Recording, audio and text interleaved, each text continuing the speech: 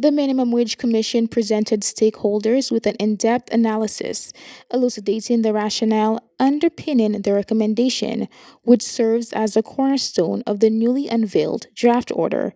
This presentation was meticulously crafted to provide stakeholders with the comprehensive insights into the reasoning behind the recommendation, empowering them to voice informed objections should the need arise. The legislation makes provisions for a period of 21 days for objections. I should also point out that the legislation made no provisions for us to have such a gathering.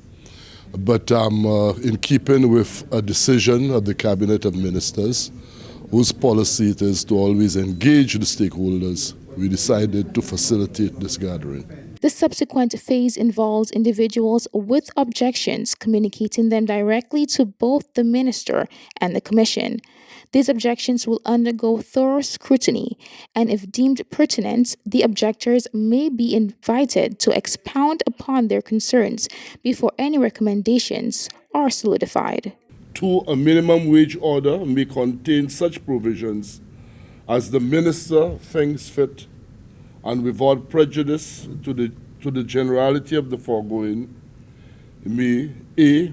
specify hours of work and other terms of conditions of service or employment in relation to any minimum wage. The vice president of the Bakers Association expressed satisfaction with the presentation, noting a lack of immediate concerns. However, she stressed the critical importance of aiming for a minimum wage conducive to sustaining livelihoods.